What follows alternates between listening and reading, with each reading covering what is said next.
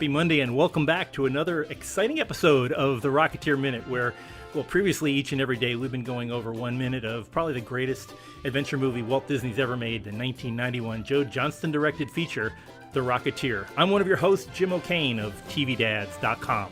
And I'm Hal Bryan, an airplane nerd from the Experimental Aircraft Association here in Oshkosh, Wisconsin. And Jim, we're back. We're not only back... Oh, wait. You're listening to a special Joe Johnston episode of the Rocketeer Minute. Once again, here are Hal Bryan, Jim O'Kane, and director Joe Johnston. Thank you, Jordan Rich. And back to you, Hal. I always love being interrupted by Jordan. But, you know, when we officially sort of wrapped the first run of this show, you know, we always knew we'd come back if we had a good reason. And boy, I can't think of a better reason than why we're back today with a Hollywood legend, I don't mind saying. And again, I promise to get the gushing out early. But the director extraordinaire, Joe Johnston. Joe, welcome to the Rocketeer Minute. Thank you so much for taking some time to talk to us. Thank you for having me. This is I want you guys to know that this is the first podcast I've ever done. So you'll have to help me stumble through this. Well, hopefully not your last, because this is it's an unusual format, but we noticed that people that are on usually like it and they'll come back. So hopefully you'll be back again for more. Well, that's up to you. Okay. No pressure whatsoever. No, it's easy going. And, mostly what we've been looking at this show over the past 100 and some odd episodes as the missing commentary for the Blu-ray edition that never showed up, and we can finally add the director's commentary. So I appreciate that very much. Okay. Just keep in mind it was almost 30 years ago, guys. So there may be a few lapses in my my memory of it. Oh, it's fine, but we're probably going to work backwards. I mean, since we'll go with the more recent stuff and then go through. Here you are, decades on from the Rocketeer, and so many great movies in between since then. And one of the things that Hal and I always talk about is how this was kind of the stepping stone to your latest success with Captain America: The First Avenger. And there's so many similarities between the characters and the style, and most importantly that whole feel of 1930s, 1940s, which really seems to be your milieu. You really have a knack for putting, almost like the author Jack Finney does it, that putting people in the past and feeling it surrounding you. It does seem to be the one that brings you the most. I don't know if it brings you the most pleasure, but you seem to swim very well in those waters. Well, I love the 30s and the 40s as well, but it's if I could go back to a decade, if I had that magical time machine, I think I would choose the 30s. Just for one thing, I trained as an artist, and visually the 30s is just such an exciting period. For a lot of different reasons, but it's just, the styles and the fashion and the cars and the airplanes and everything that streamlined decade was just, has always been very interesting to me. And when I saw that, when I first discovered Dave Stevens' graphic novel, The Rocketeer, I said, wow, this guy really has it figured out. He really gets the 30s. And then when I found out that Disney had the rights to The Rocketeer, I got very excited about, maybe this is my second Disney film. But I love period films in general, but the 30s would be my favorite, definitely. Yeah, we go on to the minutia so much in the. I'm sure you listened to the previous episodes, but we've gone on to so much minutia in the show that's so accurate. And from what we've heard from people like Danny Bilson, that Dave Stevens had like a compendium of everything that was going on in Los Angeles in say 1938. Yeah. Even right down to like the stop signs and the names of the motor club that had put up the kind of stop signs. That level of detail is just astonishing when we're going through your movie a minute at a time. Yeah. Well, a lot of the credit there goes to Jim Bissell, production designer, who was he took the graphic novel as sort of a jumping off place, and translated that two-dimensional image to the screen. I think he did a fantastic job. Production design in the picture. When you were going into the Rocketeer, when you first started looking at it, you looked at Dave Stevens' work, and was this before you had started on Honey, I Shrunk the Kids, or was this? No, it was after Honey, I Shrunk the Kids, Honey, I Shrunk the Kids was my first feature, and it was we shot the whole thing in Mexico, and Churubusco Studios down in Mexico City. And it was a challenge, and I came out of it. We'd had several confrontations with Disney, with the people in charge, and I thought, you know what, I'm going to go do something else. I've done my time with Disney, and we'll be friends again someday, but I'm going to go do something else. And then the Rocketeer came along, and I decided to give it another shot, just because it was something that I couldn't resist the idea of directing a picture based on Dave Stevens' novel. It was sort of everything I had been looking for up to that point. Did they approach you, or did you? What was that? What was that process? No, I approached them. I actually saw the graphic novel, and I had my agent investigate the rights to it, and I had no idea that Disney controlled them.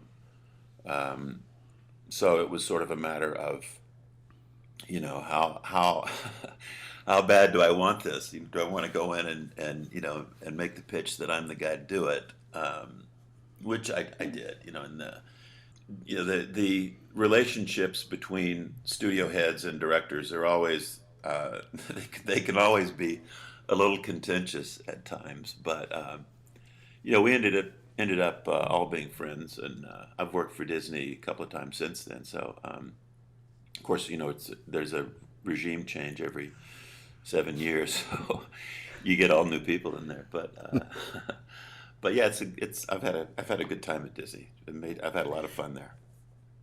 So, Joe, can you tell us a little bit more about what you remember of that pitch? Was there any one thing in particular that you think put Disney over the top and said, yes, Joe Johnston is the guy? Well, I didn't want to make a film that looked like it had been made in the 30s, and I think that was one of their fears, that's what this would be. And I said, I want to capture the period and the way it looks and feels, and the music and the sound and everything. I want to capture that, but I don't want it to look like this film was made in the 30s.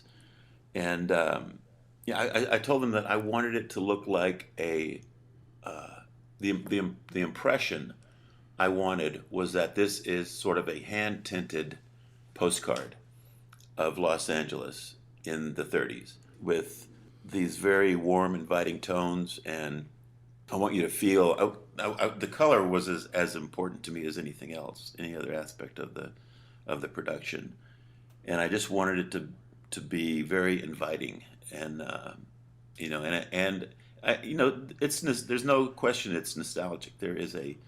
There's sort of a love of Los Angeles in the 30s that I hope comes through onto the screen. But whatever I said, I don't know what did push them over the edge, which is sort of an interesting term to use when you're dealing with the studio.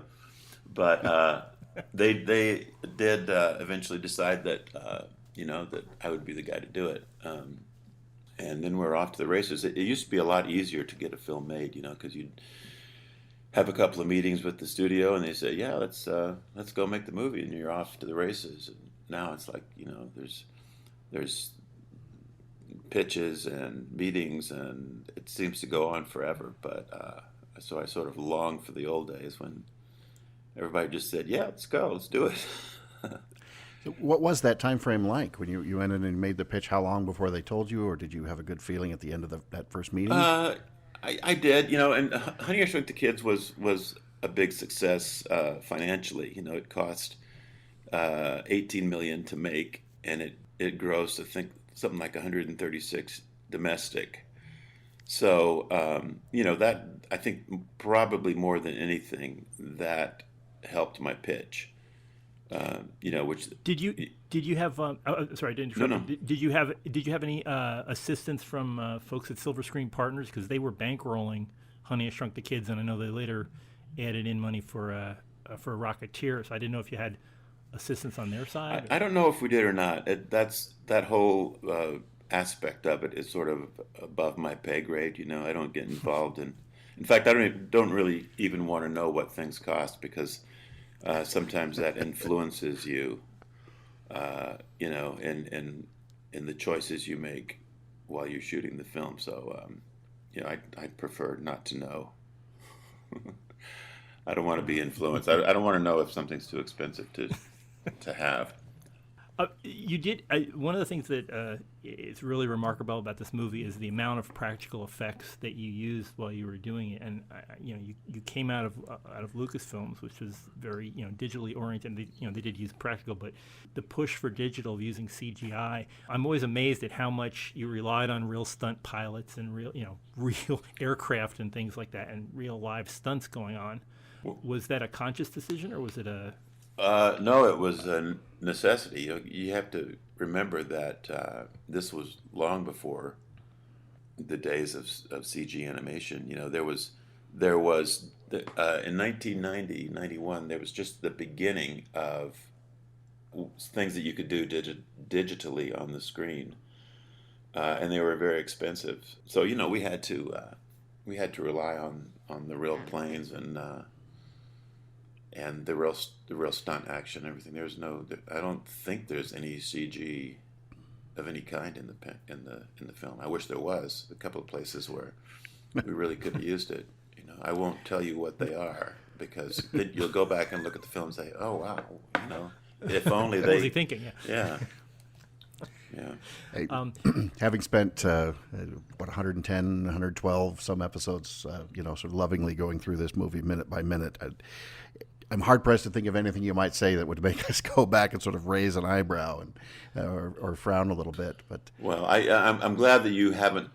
I hope you haven't noticed it. There's one thing that just drives me crazy. So much so that I have to sort of avert my eyes when it's on the screen, so I don't cringe too hard. But maybe in another episode I'll tell you what that is. Way to tease the future. That's wonderful. Yeah. One thing I have to ask to clear up something from our ILM friend Amy Young, who made the decision about only making one Luxembourg when it was time to blow it up? Well, it was a very complicated model, and I believe that the framework on that was laser cut. And it took something like 6 weeks to assemble the model. But I believe that when they were having it laser cut, they had some backups made for the framework and everything. Because I don't know what Amy told you on this, but that the first attempt to blow it up was a complete disaster. Right. Yeah. That's what we were hearing. And what she said was they told us only they don't want to spend money on having a backup.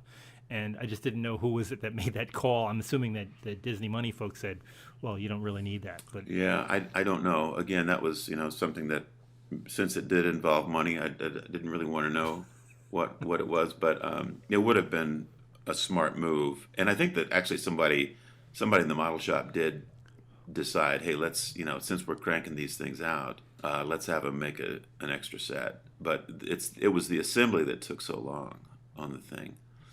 I don't know how you ever would have seen the footage of the first attempt, but it was pretty horrifying. It went very badly wrong, and the kind of thing where everyone is just sort of standing there with their mouth open, wondering, what do we do now? But we don't want to talk about that. Yeah, it all came out okay at the end. Okay, yeah, that's true at the end. Yeah. Sure did. Joe, just quickly sort of touching back on what we were talking about just a moment ago about practical effects and things and using real airplanes. I mean, it is important, I think, to point out for listeners who may not be quite as well aware of your background. Jim, you mentioned ILM. So Joe was there working on miniatures and effects on the first Star Wars trilogy. Came back as art director for Empire and Jedi, art director for Raiders of the Lost Ark. So I know you've touched on it a bit, Joe, but I still have always wanted to wonder what was your thought process to say, I want to put the star of the movie in the back seat of a highly modified, what was then a 50, 60-year-old airplane to shoot the GB footage rather than, obviously, as you said, no CG, but you could have done models, you could have done, blue screen, green screen, or, whatever the 1991 equivalent of rear projection was by that point. Yeah. What made you decide to do that, and was that a hard sell for anybody involved? Well, we didn't really tell the studio that we were going to do it because they probably would have, said, "Are you out of your mind?" But I talked to the pilot and the guys who had this 3-seater plane, and they'd used it countless times before. They said it's very safe. We're not going to be doing anything crazy, no stunts or anything. We're just going to be sort of doing level flying at, under 1,000 feet. Not that that makes anything safe, because as you know, in aviation, the higher you are, the safer you are. But it was. They convinced me that it was a safe thing to do. So we shot the footage, of Billy Campbell in the plane, and we sent off our dailies, and we got a note from one of our executives at Disney a couple of days later, and the comment was, this process photography doesn't look real. And I said, "Oh, really? What do you mean?" She said, "Well, I think I'm seeing like a blue fringe around his hair. It just doesn't look like, this blue screen just, it doesn't look." I said, then I told him that, Billy Campbell was really in the plane, and we flew him around the thing, and then they sort of freaked out, and it had already happened. He was back on the ground and everybody was safe, but it was like, don't do that again. We also got criticized for buying stock footage of Adolf Hitler, which we didn't do. Also, we shot that black and white footage of the rocket test up at in Santa Maria, out in one of the fields, next to the runway. I don't know why they thought that the Germans would have actually tested a rocket pack on some guy's back, but the guy who played Adolf Hitler was actually the short order cook in the Bulldog Cafe. Oh, okay. No kidding. Same guy. Yeah, he looked exactly like Hitler. Wow. I think we can count on the fingers of less than one hand the number of times Hitler has appeared in a Disney movie. Yeah. I'm pretty sure that's a safe bet. I think it probably is too. That one, the Führer's face, and Yeah, exactly. Right. And that was hand-drawn animation, so that may not count. Speaking of hand-drawn animation, who did the captured German film? It was one guy who did most of it himself, and I'm going blank on his name. He's in the credits. Oh, okay. But I can't remember his name. But he did a fantastic job, and it was the kind of thing he pretty much designed it himself. I mean, I just told him, what it should be, a propaganda animation about their plans to take over the world using these rocket packs, and he took that and he pretty much designed it all himself. He showed me storyboards, which were all great, and I said, "Yeah, do it." Yeah, you'll have to look in the credits for his name. We'll track. We've had you on now, so we'll have to find him. Yeah, there you go. Show. But no, fantastic stuff. We are actually running out of time for today. But if Joe, if you could come back tomorrow, we will be loving having Not a people to problem. talk some more about the show. Sure. Okay, well let's do that for folks who missed the entire series so far. Please go to rocketeerminute.com and download everything there. If you don't want to, go to Apple Podcasts, and we have a giant library of previous shows that you can listen to in any order you wish. But if you want to talk back with us too, we're also on Twitter at Rocketeer Minute, or on Facebook at the Rocketeer Minute Bulldog Cafe. So come back tomorrow as we continue this great discussion with Director Joe Johnston. So we'll see you here tomorrow. Until next time, over and out.